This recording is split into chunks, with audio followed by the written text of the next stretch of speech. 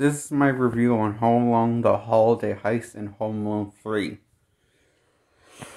So,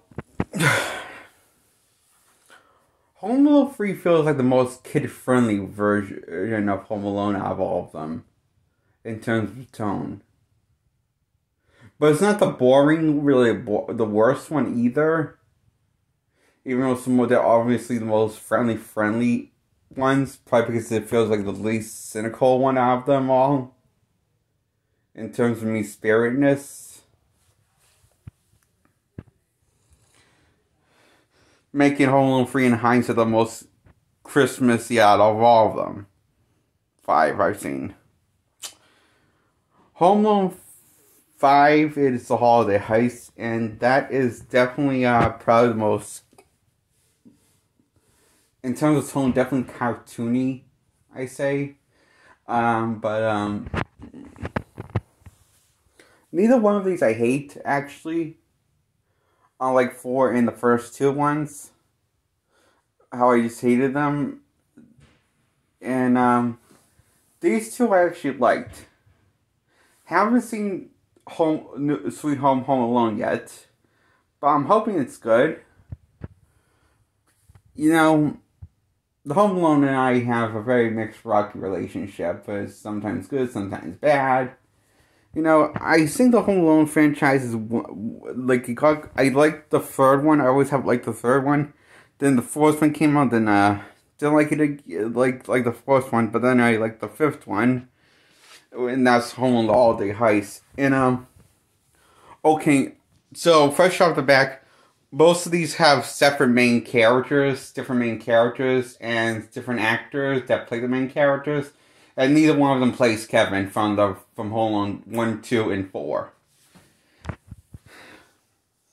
They have their own characters and separate stories.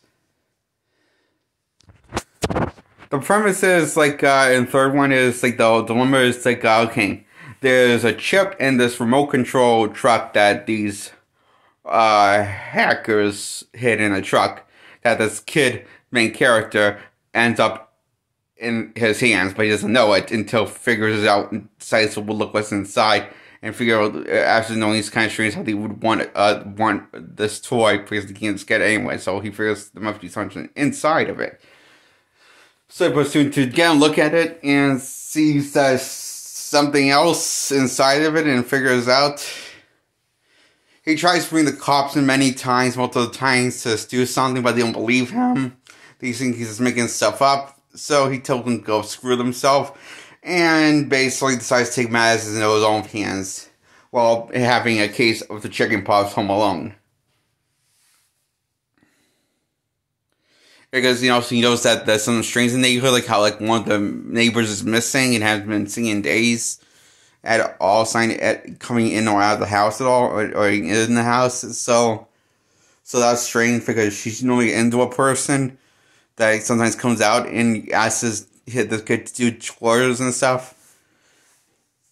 And, so it turns out she's been captured by the bad guys of the story. And he frees her.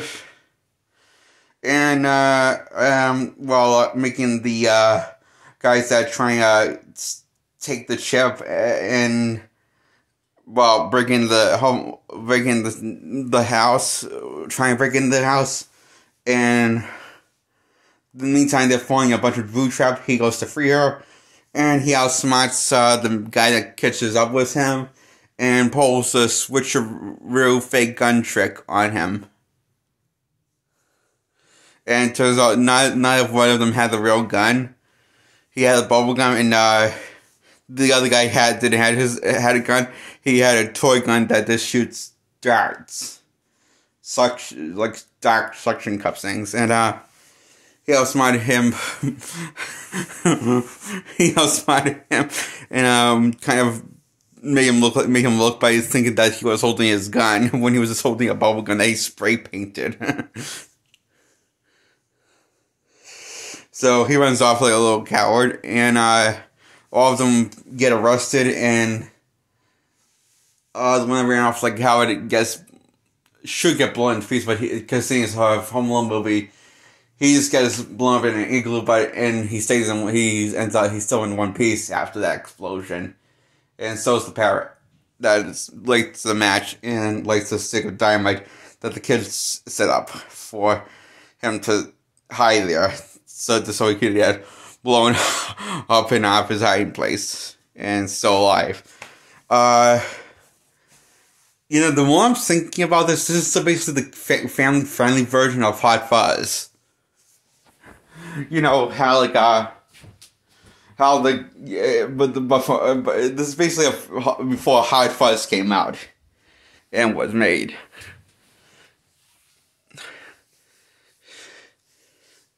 At least especially in terms of tone and also the third act, that's what it feels like to me. This movie feels like the friendly version of Hot Fuzz. That was a really close looking movie, I thought. You gotta check that out sometime. Yeah. Home Alone 5, the Holiday Heist title has. Home Alone, the Holiday Heist. It feels like a Looney Tunes skit. Where it's the Road Runner and Wild Coyote is trying to outsmart each other, and Road Runner ends up winning. In terms of tone, that's what the Home Alone 5 feels like. So, dilemma is in the premises that these burglars don't want to break in. They don't want to break anything that's not theirs in a house that's not theirs. They just want to break into the house that's not theirs to get a family painting of his grandmother. Malcolm McDowell's grandmother wants his grandmother's painting that's worth a fortune, but he just wants it for nostalgia purpose, not to make any money. He wants it because it's his grandmother and a painting of her in the house, so he just wants it. It's because it's pretty much all he has to his name. So, meanwhile, these two kids, the brother and sister, are home alone while the parents are out on a business trip, and the parents decide they can't stay here. They need to go back home because they miss their kids so much. And it turns out they're all snowed in, and then nobody's leaving. And the mother speaks her mind, and so they end up going home. They end up going home, going back to the house. And on the way to the house, this gamer online gets the news by the brother of the main character, the brother that's brother of the big sister, gets the news on what he's doing, what's going on, and burglars have broken into his house, and he's outsmarting them and torturing them by outsmarting them and with food traps and stuff. He says it's like a video game but better. And he says you should call your cops or your parents or something, or call someone. And he says, "No, I got control. Okay, but fine, but you should call someone, or let me call you someone for you. Where do you live? Where do you live? I need to call your parents or cops or someone. I gotta do something." And he says, "Sorry, I'm not supposed to give like my address to strangers. It's dangerous. I am told." And he tries to talk some sense to the kid's not listening to him at all. Yeah. Things go well, and he pushes Malcolm McDowell after he gets tied up with wrapping paper down the stairs. It's kind of funny because they all thought the place was haunted. That's definitely taking a good idea from a bad movie, Home Alone 4, where the burglars think the place is haunted. But they see the burglars haven't seen the kid yet, so it makes more sense why they would think it's haunted. So the kid's pretending that he's been a ghost the whole time, and then he confronts Malcolm McDowell after tied up and pushes him down the stairs, and he's finds out you're not no ghost. You're just a spoiled, bratty kid, a really bad one.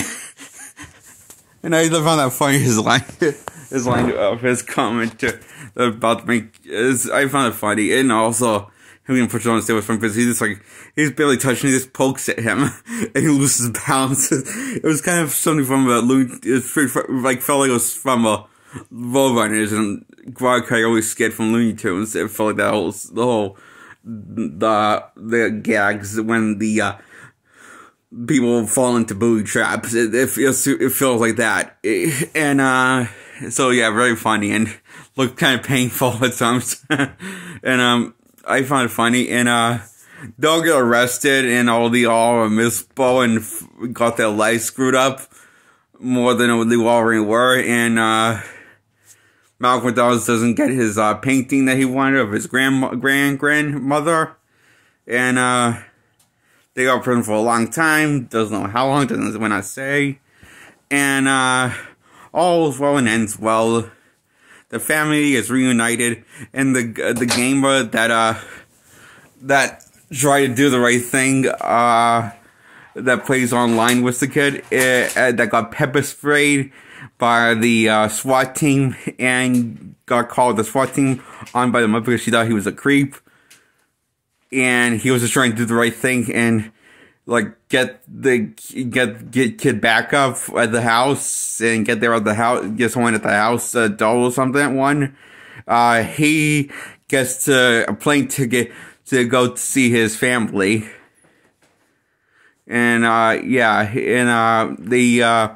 mother, to make it up for the mother of the kid, made it up for him by paying for the plane ticket for him, so he can see his mom and dad for Christmas and spend Christmas with his family. And that's the holiday heist. And so the main character met a new friend, and the person, it was the kid. This kid was very obsessed with snow, and the main character was very obsessed with video game, and he finds out that snow can be used for booby traps and trapping bad guys. And the kid obsessed with snow helped him out with the booby traps and trapping the bad guys. And they are now buddies now. So yeah, Home Alone, the holiday heist, gets a 10 out of 10, and Home Alone 3 gets a 10 out of 10 also, and I really love these movies. I just want to share that out. So, yeah, go watch these movies. They're really fun. Well constructed in terms of story. Yeah, the premise of the stories are very silly at a time, but that's kind of what you expect from the Home Alone film, except the only differences between the Home Alone films I like and the ones I hated is that the ones I like are well constructed and well paced and taking its time and not as cynical in terms of mean spiritedness stuff. And it doesn't make you want to throw up because it's too much mean spirit stuff.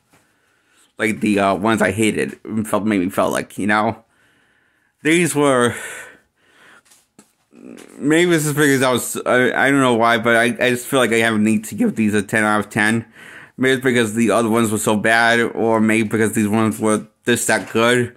I'm guessing it's these ones were just that good because I was surprised by them, and I really enjoyed them more I watched them. So, yeah, each time. So, yeah, that's why I think I'm going to give these was a 10 out of 10. Bye.